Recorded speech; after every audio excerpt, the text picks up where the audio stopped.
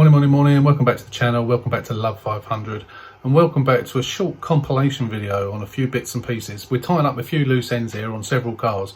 So you're going to see the white car, the white pop that is with the sunroof, you're going to see the blue lounge, you're going to see the final thing of the red pop, and some news on the red pop, and a little couple of other bits and pieces, a tracker, and my Karcher pressure washer.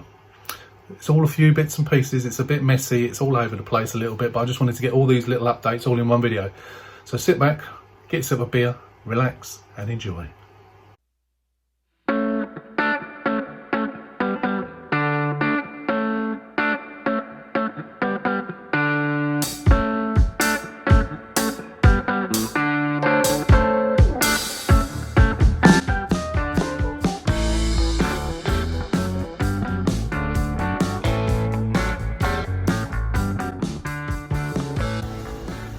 So the white pop is there. Just taking it out for a spin. Yesterday Connor came round, we had a bit of an issue with the wheel bearing that I bought from eBay, which was 12 quid. That's the one, the old one he took out, he actually destroyed it, taking it out without a press obviously. The one that I bought from eBay, which was, I don't know whether they've sent me the wrong one or what's happened, but it didn't fit. I had to go to a local motor factors yesterday and pick up one that cost 50 quid, which did fit.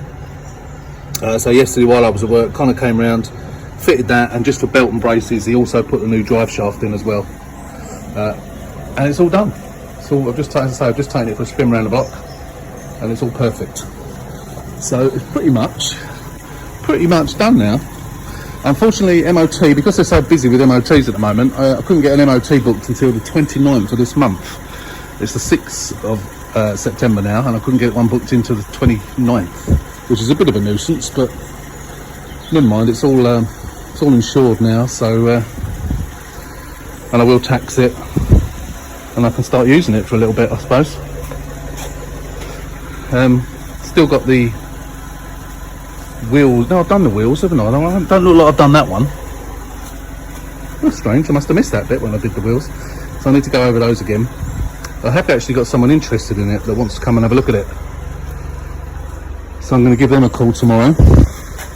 But yeah, it's sort of pretty much done now. I'm just running it just to make sure there's no oil leaking. I had some oil on the driveway, but I think that was done from when Connor was fitting it. So I've just sprayed it with the degreasant. I've used this before, I've shown you this stuff before, it's the elbow grease, great stuff, buy it in pound shops. Just spray it on, leave it for a little while, leave it overnight or something, spray some more on again tomorrow and then jet wash it and it tends to come off. I keep treading on ball bearings, I keep finding these ball bearings lying around, I'm chucking them in a little scrap bucket. So yeah, so that one's all done. The blue one, as you can see out there, is on the road. Someone is probably coming around to see that within the next hour. It's the lady who wanted the red one, so I'm hoping she's going to buy that one. This one obviously I'm not going to be able to sell now till the end of the month, till I get it MOT'd. And Project Dirt, as you know, is in the paint shop. I've got the new seal for it, I've had that a week now. I haven't taken it down to the body shop because he said it's going to be weeks before he can get around to doing that. So it's still in my porch, so I'll be taking that down in the morning, see if I can get more of an idea of a date of when he might get that done. So we're really getting somewhere now, so hopefully the blue one will sell either today or tomorrow. If that lady doesn't have it, then it's going up for sale tomorrow anyway. I've told her she can have it for 2,350. I'm going to put it up for 2,450. Again, we'll go over the figures. It passed the MOT yesterday. Let's just go up here. There's a few things on the MOT that it came up with. Bear with. Welcome back again. I was just doing that video. I had to stop it because the young lady and her dad came to look at the blue one. But little did I know that she actually prefers the white one which was finished yesterday. So I think they're going to buy this one. This one's a little bit more expensive than the other one, but she loves the sunroof, she loves the colour, she loves the red seats. So I'll be putting the blue one up for sale tomorrow, and it looks like, well, they're going to call me tomorrow to confirm, but it looks like they're going to have this one, which is good. And the MOT, with the MOT extension, it doesn't need to be MOT till 1st of January next year. And they're happy to take it without MOT, without new MOT. It is MOT'd, as I just said. It's obviously on the extension. Of course, there's no reason. I've got no reason to think that it won't pass the MOT. So yeah, if they're happy to do that, then I'm happy to do that, and I'll actually knock 50 quid off because it needs that spare key, and it well, so the MOT is 26 quid, so I'll probably knock 50 quid off, so it saves me having to get it. So that's good. Pleased with that. Just waiting to hear from them tomorrow, and hopefully they'll take it. So yesterday, if you remember, I told you there was a young lady who wanted the red pop, and because of the issues I had with it, I said I can't sell it to you like this, but I'm getting a lovely blue one. So I'd sent her some pictures of the blue one, and she liked it. Well, her mum liked it anyway. She came to look at it yesterday. She took about 5 minutes looking at the blue one, she's out there, and then she saw this one on the drive. This is the white pop with a sunroof. She loves this one. The red seats and the sunroof is a clincher, and she wants this one. So it looks like she's going to be having it. The reason I got the bonnet up is because, I mean, they're calling me today to let me know, but I'm pretty certain they're going to have it. I am making a loss on this car. Not very much, not a very big loss, but a loss all the same. But the reason I've got the bonnet up is because if you remember, that fan that I repaired is rubbish. Look at the state of it. So I'm not happy with that. To me, although it's solid, it just looks awful. If it was on the bottom, I wouldn't worry about it, but because it looks so bloody awful, I bought one. So I've got one, £33, so I'm going to put it in. I'm just going to change it for a decent one. So to do that, I'm going to take the airbox off yet again, and then to undo it, all you have to do, you've got I think it's an 8mm bolt there, and then there's another one down the bottom, and then it just pulls out to the side. So I'm just going to do that now, and then give this a clean up, and then hopefully it will be going either later today or tomorrow, hopefully, but we will see. A nice good one. That took about 10 minutes. That bottom bolt was a bit of a pain to get to, but that's all done now. So I think you saw before I had to put a new battery in this. The other one was dead as a doornail, so I had to spend £100 on a battery. So I just need to get that back on, and then we're all done. And get the bonnet closed, and hopefully the people will come back today and buy this one. Which they did.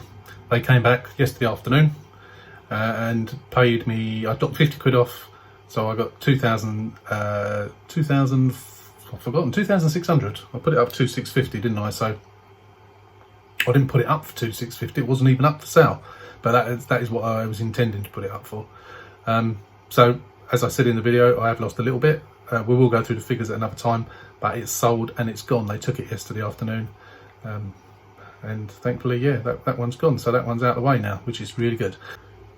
Next, we're just going to go into a brief update on the blue one. So with the blue one, it passed its MOT when I took it in. It had a couple of defects, or a couple of 4 defects. So basically, repair as soon as possible. Minor defects was the windscreen damage, not adversely affecting driver's view. So there's those 2 stone chips. They've now been done, and you'll see that coming up in a second. Both rear tyres had cracking. They had loads of tread on them, but they were cracked quite badly. So as you will see in a minute, I also got a couple of new tyres as well. McPherson's strut, pin or bush worn, but not resulting in excessive movement near side front.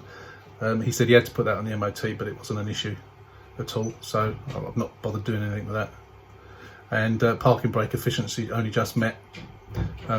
The parking brake, handbrake, just needed a little bit of adjustment. It only just passed on one side, so I've adjusted that, and that's all fine now. That was it. That was all it was. So we'll go into what we've done.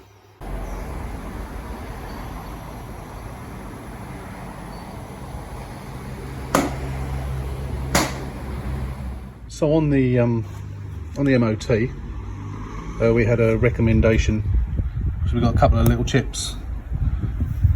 Is that one there as well? Yeah. A couple of little chips on the windscreen, only tiny ones.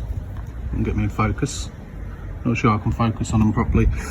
But I've had this for some time, so I thought I'd give it a go. I've never used one before, so I thought I'd give it a try. So I'm going to have a read of the instructions and then we'll see if we can film doing it. Right, so what we do is we try not to lose the instructions. So I've cleaned the area. So I'm just going to put the wind shield on the microphone. Right. So I've started to read the instructions, and so we basically stick this on the windscreen.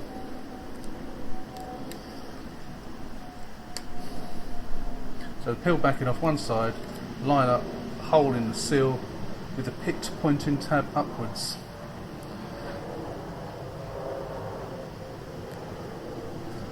Smooth it down.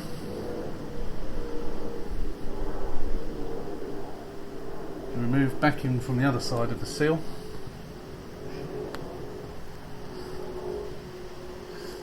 Easier said than done. Oh.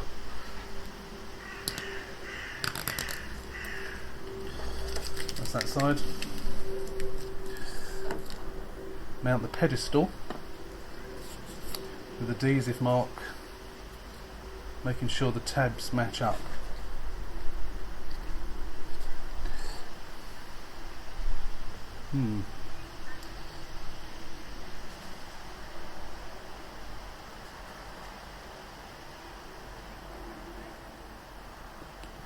There you go, that's on.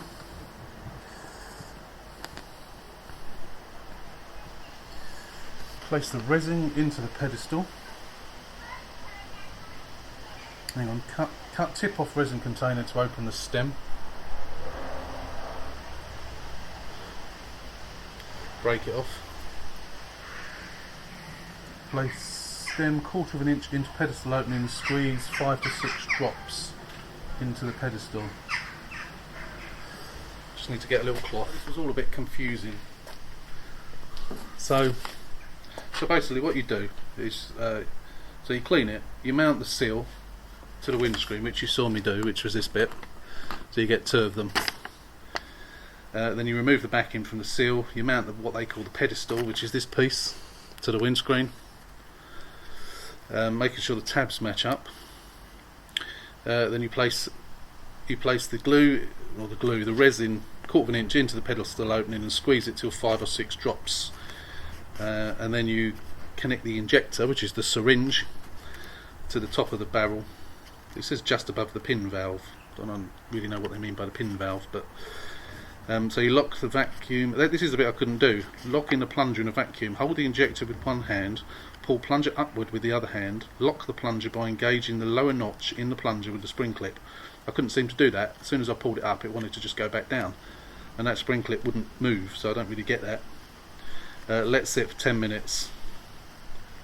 And then you take the injector out from the pedestal and make the plunger to its maximum position, put it back in, and then move the plunger to pressure, depress the plunger downwards to engage upper notch with spring clip, let it sit for 20 minutes, and then you remove the pedestal from the glass, and then you've got these clear bits of film that you then you put any resin in the hole, any holes that are left. Put this clear film over the top, squeegee it with the razor blade, leave it for 15 minutes, and then job done. And then you leave it for on a cloudy day, which it is today. Leave it in the sun for a minimum of an hour, and then you scrape off any resin that's on the glass surface. So I don't know whether this is going to work or not, but we'll come back in. It's been on for about 5 minutes. We'll leave it 15 minutes and we'll come back. So the blue one's all done. I repaired those chips in the windscreen. You can still see them just about, but they are full of resin now, so obviously a lot better. So someone's coming to look at this evening. Quarter to 6 this evening. What the hell's that on there? Something stuck on there. To go over that. So with a bit of luck, it'll be sold this afternoon or this evening. With a bit of luck. Just need to get off whatever that is on that door. So yeah, the white one went yesterday. and hopefully this one will go today.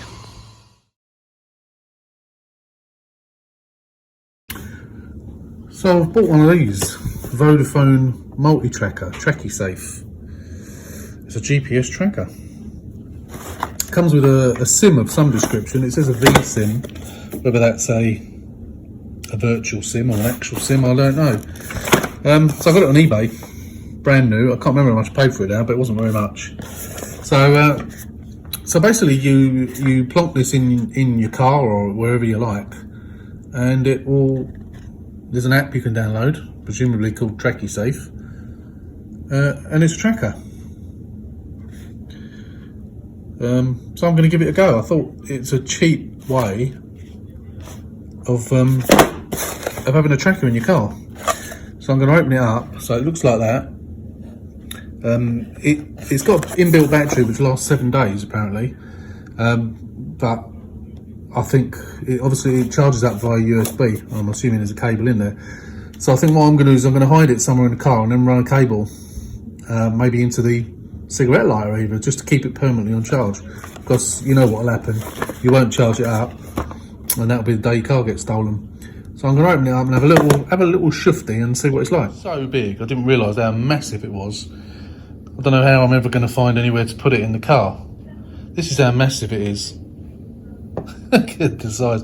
It's a golf ball. It's tiny. I thought it was going to be like the size of an Alexa, Amazon Alexa thing, but it's a tiny little thing. Didn't realise it was so small. So that's quite cool. I'm assuming there's a charger in here somewhere in the box. How cool is that? So I can stick that somewhere in the car, and it should be well hidden away. I mean, you can use it, doesn't not just for cars, you can put these things anywhere and then track it. So I think this is going to be really good. We got lanyards, we got whatever that is, all sorts of things, a little bag,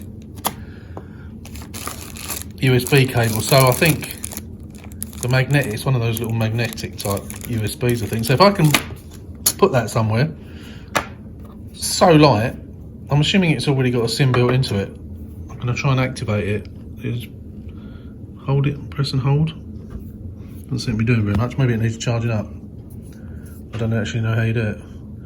Button on the side. I'm assuming some lights are going to come up, but nothing at the moment. So yeah, probably needs a charge. But I'm going to install. I'm actually at work at the moment, so I'm the only one here. But I'm going to put it in the car tomorrow, and we'll see what it's like. I'm quite pleased with that so far. I was assuming it works, of course.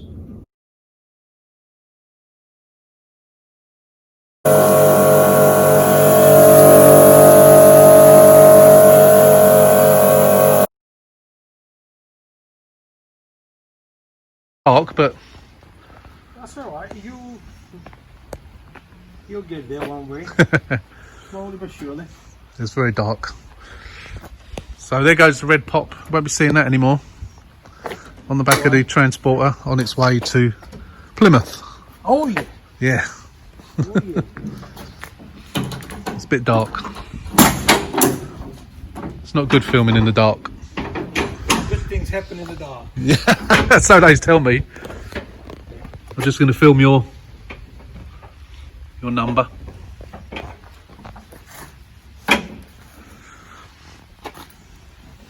The only thing that lights up is your jacket. Yeah.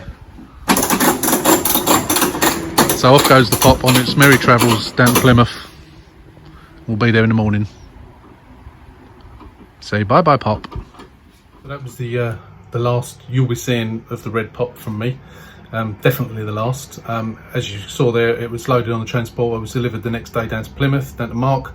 That was what, a week ago? Nearly a week ago? Can't remember now. Almost a week ago. I had a text from Mark today. He sorted it. You're never going to believe what it was. Couldn't believe it. So we had a little conversation via WhatsApp, trying to work out, you know, what I tried, what he was thinking it might be, and so on and so forth. And I hadn't heard from him about 3 or 4 days, so I was actually going to text him myself today to ask how he was getting on, and then got one from him. 4 minutes 42 seconds into the Red Pop video 5, I talk about doing the spark plugs. And apparently Mark's mechanic saw the video and saw from that video, I don't know how, that I had cross-threaded one of the spark plugs. I'm not actually sure which one it was. I think it was probably the first one, the left-hand side. And I said, but I took those plugs out and put the old ones back in, and it was exactly the same. Because it was exactly the same, I just put the new ones back in again. But he says he's seen from that I had cross-threaded the screw. So you can only imagine that the plug, obviously we're upside down at the moment, but the plug, instead of being like that, is like that. So it's just affecting the angle very, very slightly. I mean, you must be talking of, I don't know, 2, 3, 4 degrees, if that, which is obviously enough to have a spark that's not as it should be, which is why it drives fine, but doesn't tick over properly. So what Mark's mechanic did was tap a new thread into the block. So it's not. So Mark reckons wasn't the thread on the spark plug that was damaged. It was the thread on the block that was damaged. So he's tapped a new thread in, reinserted the spark plug, and it's all fine and it's all working. Can you believe it? All that grief that I went through. I'm pleased for Mark, obviously. It's cost him his mechanic's time to get it sorted. It hasn't even cost him a spark plug. It's done, so I am really pleased for him. I'm not that bothered about the money particularly. It's the only thing that was annoying me was the time I spent on it. You know, the amount of things that I changed. I broke that fuel rail. I had to buy a new fuel rail and so on. Got the pipes, which I didn't end up needing because I used the hot water method that someone suggested to me. I just spent so long on it, and then it sat outside for the best part of 2 weeks, just trying to fathom out what to try next. And it was as simple as that. So I haven't looked back at that video yet, which I'm going to do that once I've finished filming this. But yeah, as I say, I'm really glad Mark's got it sorted, and it's just amazing that it was something. Well, I thought all along it was going to be something really silly. Didn't for the life of me think it was going to be that. So going back in time, when I took all the stuff off the top for Connor to come to the cam belt, obviously taking all that stuff off, it's easier to do the plugs. So I did the plugs, and then the engine wasn't started again until the cam belt was done. I naturally assumed, so did Connor, that it must be the cam belt, but it wasn't. So I don't really know how or why I cross-threaded it. That's something I need to be careful of in the future. I don't know. I'm going to look at the video myself in a minute and see if I can figure it out. But I'll be interested in your comments on why you think I did it.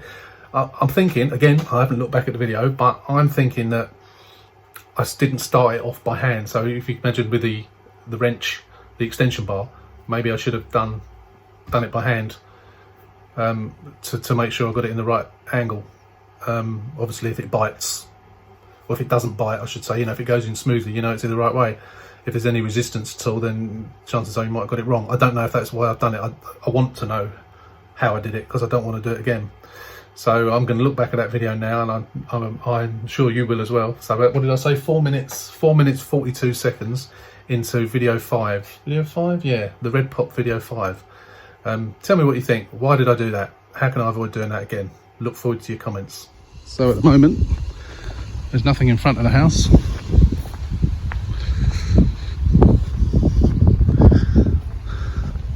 And our bath is in its private place on the driveway. So we're now looking for another car. I was having a bid this morning and the cars are going for silly prices again. For some bizarre reason. There was a car I was bidding on today. Which is, it was a 2012 Lounge. Needed a new bumper, new bonnet. New bumper, new wing, headlight, possibly the front panel. It's a bit difficult to tell, but that was it. It's only had 30-something thousand miles on it, so it was quite a good one. And it went for 2,000. I've forgotten now, can't remember, but it went for way too much. I worked out, I think it was 2,150 it went for, and I worked out that once you've had the fees on and the delivery costs, it would set me back more than I would sell it for. So why they're all of a sudden they're going for those sorts of prices again, I don't know. Still, we shall keep looking, and no doubt we'll get another one soon. So just to go over where we are at the moment. So yesterday the white one sold unexpectedly. Didn't expect to sell it because they came to look at the blue one. Someone else came to look at the blue one on behalf of his daughter, who then decided, his daughter decided she didn't like that blue colour, so she didn't want it. Today, at 5:45 today, I've got someone coming. I've got a little book of a list of people that want cars, and what type of car they want, colour, price and so on. And they were in my book, so I messaged them yesterday. Oh no, he was the one, sorry, beg your pardon, he was the one who came to look at the blue one, whose daughter didn't want it. The one, I put it on a Facebook page that I always advertise the cars on, a local Facebook page, and a lady who had wanted the black, if you remember the white Sport with the black roof, she wanted that one, but it was sold before she managed to get to come to look at it. Her husband's convinced her now she wants a lounge rather than a Sport, so she's coming to look at that one after work with her daughter, I think, at 5:45 tonight. And I expect it will sell. I hope it will sell. So the red one has gone, the blue one hopefully will go, and the white one has gone. So if that blue one goes today, the only one that I'm left with is Project Dirt. As you know, Project Dirt is down at the paint shop, and it's going to be for a few weeks. So I'm now looking for another project. As I just spoke about a few minutes ago, I was bidding today. I didn't actually bid. I was watching several cars and I followed the auctions, and they just were going for stupid money again. Absolutely stupid money all of a sudden. So I will be biding my time. I will not be buying one for the amount of money that I spent on the white one that's just gone. I lost, can't remember what it was. We'll go through the figures some other time actually, but I lost a little bit on one, less than £100 I think in the end. But I still lost on it. Of course, the red pop, as you know, I lost money on that one as well.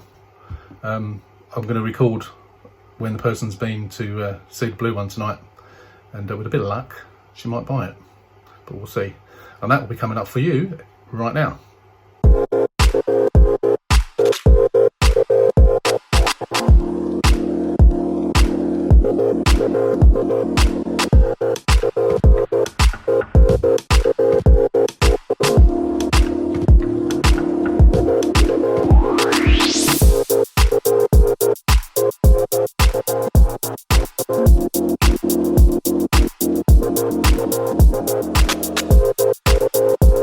So that was last night, and tonight the car went.